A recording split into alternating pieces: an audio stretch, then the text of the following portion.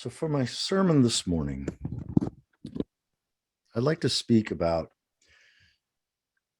beyond hope or fear, how to stay mostly positive in abruptly disturbing times. And I want to just speak a minute or two from my heart here. Then I'm going to show some slides. This is actually pretty rare for me to use slides in a sermon, but I've been working on the sermon for quite a bit over the last few weeks. And so I've got a lot of gorgeous slides I want to use. And then I'll finish with about another 5 minutes, taking off the slides and off the screen share and just share from my heart. But just from the mid 1980s, I woke up to the climate crisis a little bit, but certainly the ecological crisis in a major way. And from 1987 to 2000, roughly, I was very well aware of the deterioration of the air, water, soil, life, and other species upon which we depend. And it concerned me deeply. And then in the year 2000, I read several books that put me on a techno-optimist bandwagon. I became really someone who believed that, our story was from the caves to now to the stars. I had a Star Trek vision of the future, truly a progressive, that it was progress that was leading us in an inevitable way. And then in December of 2012, I watched a TEDx talk by David Roberts called Climate Change is Simple. Wept, and I woke Connie up and she wept, and we watched it together, we both wept. And then I ordered a half a dozen books, and my techno-optimism died that day, December 3rd of 2012. And then I've been spending the last almost 9 years of my life studying the rise and fall of civilization, abrupt climate change, and how to stay in a mostly positive place in the midst of a contracting civilization, and in the midst of a contracting and collapsing biosphere. And so that's what I want to share, the fruit of some of that study with you all this morning. So I'm going to do a screen share here. Okay.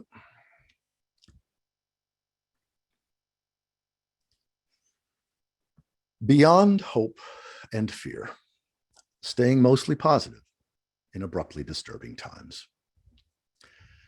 First of all, denial gets a bad rap. Denial is often simply adaptive inattention.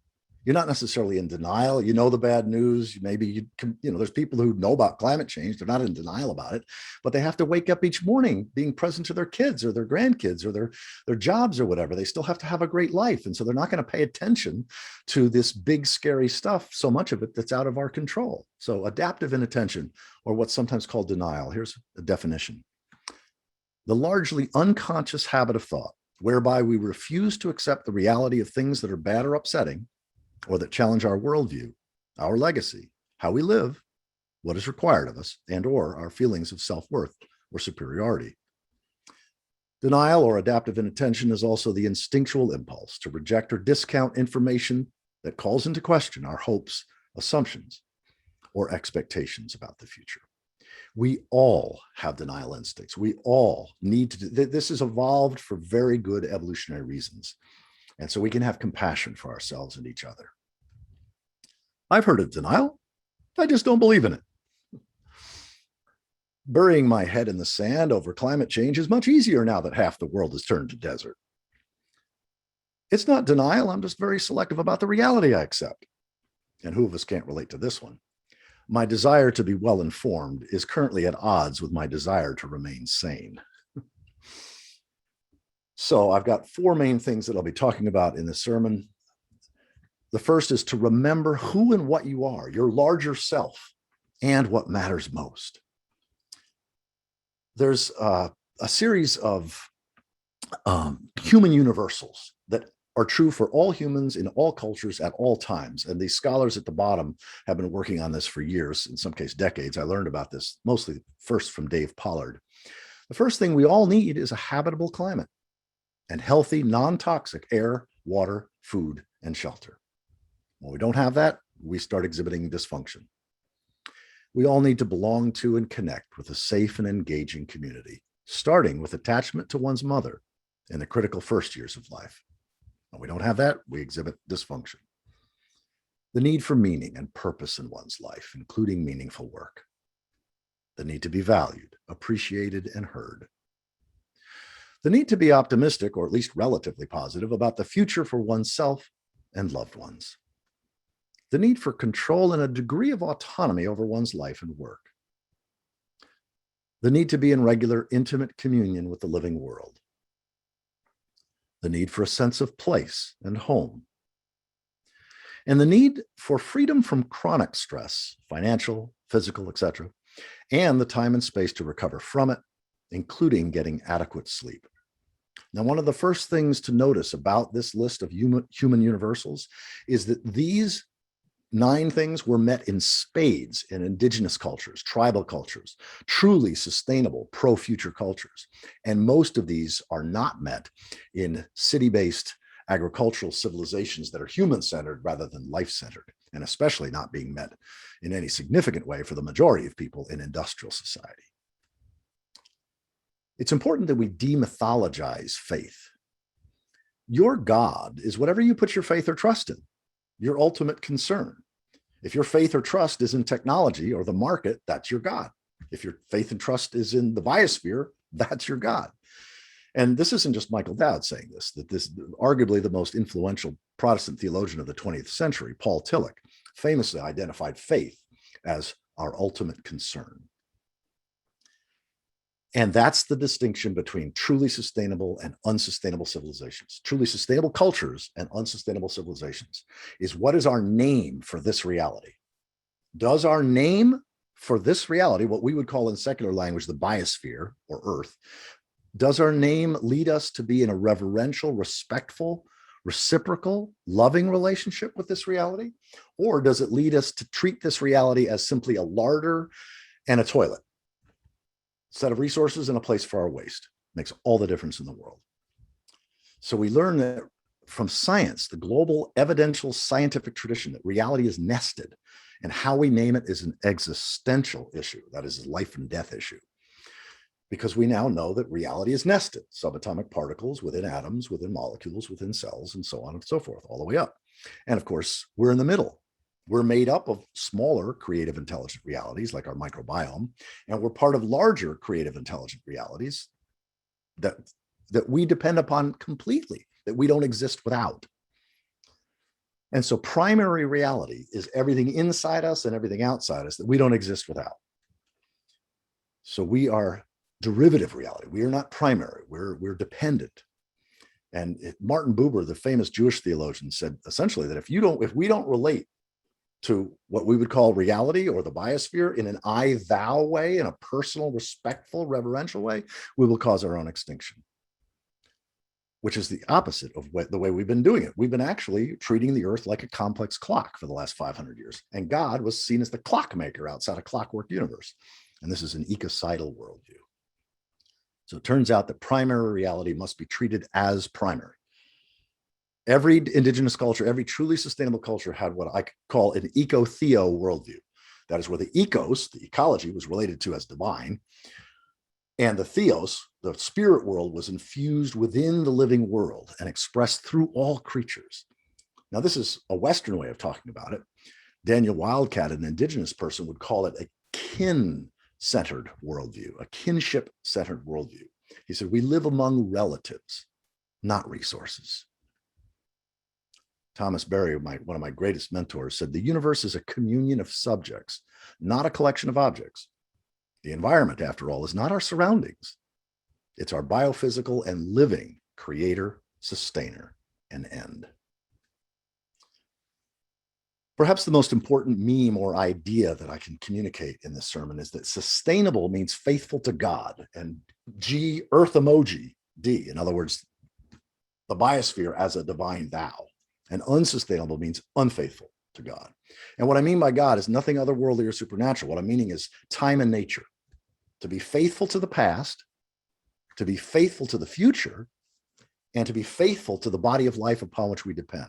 That's the essence of sustainability. And when we are unfaithful to the past, unfaithful to the future, and unfaithful to the living world upon which we depend, that's unsustainable. And I suggest that everything else is but a footnote or a distraction. And I do an hour-long program called Sustainability 101. Indigenuity is not optional, where I go into this in quite some detail. Because from this perspective, what's a God's eye view? It turns out that the two most ecocidal worldviews around the notion of God or the divine is one, that God is otherworldly or supernatural. Every culture that's had that understanding has self-destructed. That's what we're doing. The other ecocidal worldview is the idea that God doesn't exist. There's nothing that's more important than humans. I suggest to you that the biosphere is more important than humans. So what's a God's eye view of the world? Is it the view from above and outside it all? Well, no, I suggest that this is a God's eye view of the world. It's the subjective experience from within every creature has got to be reflected in whatever we mean by a God's eye view of the world. Percy Shelley, a poet back in 1812, said, "I am the eye with which the universe beholds itself and knows it is divine." Carl Sagan famously said, "We are the local embodiment of a cosmos grown to self-awareness. We have begun to contemplate our origins, star stuff, pondering the stars." Brian Swimme is a physicist who worked very closely with Thomas Berry. They co-authored a book called The Universe Story. He said, 4 billion years ago, Earth was molten rock, and now it sings opera. And nobody put anything here. When the Bible speaks about God forming us from the dust of the ground and breathing into us the breath of life, that's a mythic way of describing the fact that we grow out of the dynamics of the planet itself. Earth is your larger body. It's your larger self. This isn't so much a picture of a human being looking at the earth. This is a picture of a piece of the earth that got complex enough that it could get off of itself and look back at itself. Our fundamental problem is that we no longer listen to what the earth, its landscape and climate, its mountains and valleys, and all the flora and fauna of the planet are telling us. My way of saying somewhat the same thing is that we are committing ecocide because believers and atheists alike fail to relate to primary reality as primary. By not honoring and revering the biosphere as our living creator, sustainer, and end, human-centered civilizations, anthropocentric civilizations, inevitably self-destruct. And we have dozens of examples. We're also mortal, but that's a good thing. Connie created a litany that's been used in churches, Unitarian and Christian churches all over North America, the gifts of death. Because when we remember who we are, including our mortality, fear of death dissipates, and what matters most becomes blazingly obvious. Mountains die, oceans die, continents die. Without the death of species, there would be no complex life. Without the death of fetal cells in the embryonic stage of development, we would all be spheres.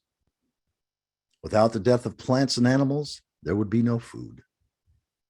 Without the death of stars, there would be no periodic table of elements, no planets, no life. Without the death of elders, there would be no room for children. I mean, think about it. In a finite world, if all you've got is birth with no death, pretty quickly you're wall-to-wall people, wall-to-wall skunks, wall-to-wall bacteria, 60 feet deep.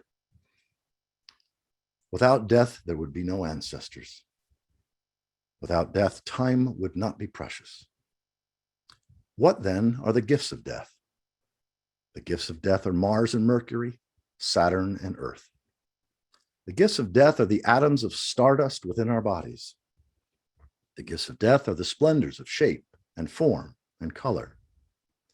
The gifts of death are diversity, the immense journey of life.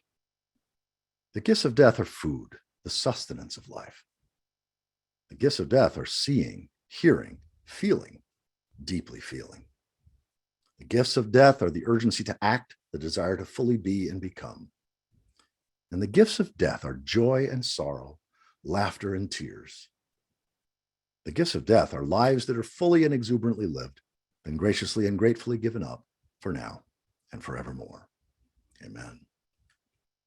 So what we've discovered through global collective intelligence, the worldwide scientific enterprise, we've learned that death is natural and necessary at every level of reality. We don't believe this. This is fact. And thus, death is no less sacred than life. And one of our closest colleagues, Loyal Rue, said it this way. He's a philosopher of religion and a religious naturalist like Connie and I are. He said, death is the entrance fee paid on exiting. So the first thing, remember who and what you are, your larger self, and what matters most. What matters most are our relationships. Accept where you are in time, in history, and where you are in space, that we're actually living in a collapsing, contracting biosphere. Things aren't getting better and better. And progress, human-centered progress, where we think of progress as things getting better for a select group of humans, of course, everything we depend upon is in free fall, is a delusion. A couple of years ago, the BBC did a deep civilization series, and Luke Kemp wrote an article called, "Are We on the Road to Civilizational Collapse?" And of course, he answered yes. And then he has this chart showing 88 civilizations just between 3000 BCE and 1000 of the Common Era, just that 4,000 year period. If you go back before 3000 BCE, or if you look at the last 1,000 years, it's well over 100 civilizations. And it turns out that collapse is a feature, not a bug. It's a feature of human-centered civilizations. All human-centered civilizations have done themselves in. In fact, the famous 20th century historian Arnold Toynbee said, great civilizations are not murdered, they take their own life. And we actually know how they do that. Turns out that the stability of the biosphere has been in decline for centuries and in unstoppable out of control mode for decades. This great acceleration of Gaian collapse is an easily verifiable fact. The scientific evidence is overwhelming. In fact, if you just Google great acceleration, you'll find dozens of charts that show this.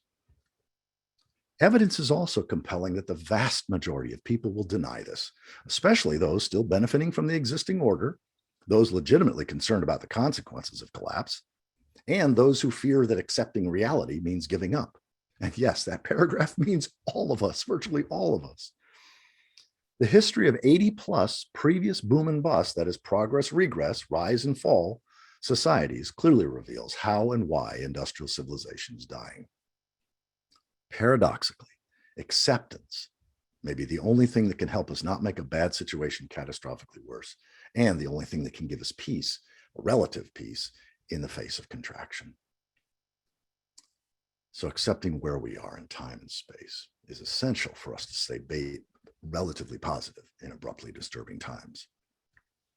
Honor the stages of grief: denial, anger, bargaining, sadness, acceptance. These are inevitable. These are natural. If you're awake and have a pulse and are not in complete and total denial, you're going to feel grief. And yet that's a good thing. Joanna Macy says, the depth of your grief is the measure of your love. You wouldn't be feeling grief if you weren't in love with life. And Stephen Jenkinson, a very famous death worker, said, grief requires us to know the time we're in. The great enemy of grief is hope. Hope is the four-letter word for people who are unwilling to know things for what they are. Our time requires us to be hope-free, to burn through the false choice of being hopeful or hopeless. They are two sides of the same con job. Grief is required to proceed. So to honor your sadness and grief, climate grief, expectations, all of us who grew up in the 20th century or had a huge portion of our life in the 20th century, we're seeing the death of expectations, the death of legacy. So denial, anger, bargaining, if we just all get enough, see, let me say something about anger. It's so easy to play the blame game. It's the fossil fuel people. It's those politicians on that side. No, when you realize these are 7,000 years of anthropocentric patterns in terms of economics and governance, the blame game can just evaporate. Bargaining is where we actually think that if we just get enough solar panels, if we just get enough wind power, if we just vote the right person into office, that's the bargaining phase. Then there's depression, where the sadness becomes overwhelming. And this is inevitable. It's important to feel this. You don't have to stay there forever. In fact, your brain won't let you stay there forever. And sometimes we cycle back several times through this until finally acceptance. And acceptance, there's actually something on the other side of acceptance, which is finding the gift. And then local love and action. What does love motivate you? I prefer love and action to activism. Where does love motivate you to be in action? Locally, usually locally. And then some people also reach the place of gallows humor. I know Connie and I are in this place where we're able to, just have some sense of humor. I like this. Please note, the post-apocalyptical fiction section has been moved to current affairs. I mean, it's important to be able to not take things so seriously and so dire.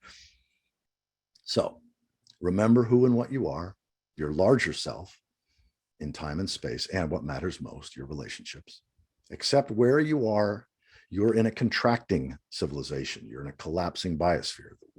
If you don't accept that, you're going to suffer much more. Honor the stages of grief: denial, anger, bargaining, sadness, acceptance, and then finding the gift. And then devote yourself to daily, weekly, and monthly compassionate love and action. You can always find somebody who has it worse than you. You can always be engaged in a compassionate love and action way. And your soul, your body, your hormones, your psyche will be nourished as we seek to be a blessing to others. Do not lose heart. We were made for these times. We need courage, not hope, to face climate change. Courage is the resolve to do well without the assurance of a happy ending. Kate Marvel is a climate scientist. I like this one. Plant a garden, meet your neighbors, practice generosity, learn new skills, control what you can, and leave the rest. And then I'll let Robin Wall Kimmerer, a Native American plant scientist, have the final word here. Action on behalf of life transforms. Because the relationship between self and the world is reciprocal, it's not a question of first getting enlightened or saved and then acting. As we work to heal the earth heals us. And this is where I am now. Connie and I just moved permanently after 19 years of traveling North America. We now live 2 blocks from our now 15-month granddaughter. This was quite a few months ago. Here's what it's like now, helping her to walk. And as all of us know, that once they start walking, everything changes. But this gives my life deep meaning, even in the face of a contracting, collapsing times. I'll be inviting you, it was mentioned earlier, on Wednesday night, we'll be discussing my 25-minute video called Serenity Prayer for the 21st Century, Pro-Future Love and Action. I invite you to watch it between now and then come prepared to not only ask questions, but to share your heart, to share your feelings, to let's have a conversation, a salon. And just to conclude, what do I mean by that? Because it ties exactly into the message of this sermon. The Serenity Prayer: God, life, reality. Grant me the serenity to accept the things that I cannot change, courage to change the things I can, and wisdom to know the difference. And a lot of people don't know this next line: living one day at a time, enjoying one moment at a time, accepting hardship as the pathway to peace. So let me go off screen. Oh, actually, yeah, I changed the title on the YouTube. It's now titled New Serenity Prayer, Emotional Support for Climate Anxiety and Environmental Dread. And again, that's this Wednesday night at 7 o'clock, a live Zoom session. So let me go off screen share here. And let me just take the last minute or so and just speak from my heart. I've had 8 years to incorporate this stuff in my heart. In 2014, Connie and I supported the Great March for Climate Action. We were passionately involved in activism because we genuinely believed in 2014 that we could still transform the systems. We could still make the difference that could make the difference. And there were times in 2013 and 14 and 15 where I just would learn something in the news and I would just lay my head in Connie's lap and I would just cry. I am very well aware that this is difficult, painful, challenging, angering, frustrating. And I suspect that there will be plenty of you that will wake up tomorrow morning, or maybe you're already there, and say, I disagree. Michael Dowd's full of malarkey. And that's okay. Let's just be okay with that. I'm okay with it, because the quicker that we can all move through the heart work, the grief work, the quicker that we can be a blessing to those in our communities who are late to the party and are still perhaps in total denial, still thinking that we're going to live on Mars, that we're going to, that we're going to manage the planet. We're going to just geoengineer the planet and make it all right. There are many people, some people I'm sure in this congregation still believe that. So don't feel like you've got to accept what I've been talking about here. Thank you. May we leave this virtual space embodying the very best of the liberal tradition, the progressive tradition, the Unitarian Universalist tradition, celebrating our differences and becoming a blessing to all those with whom we come into contact in a way that also can be a blessing to the future. Amen, aho, and blessed be.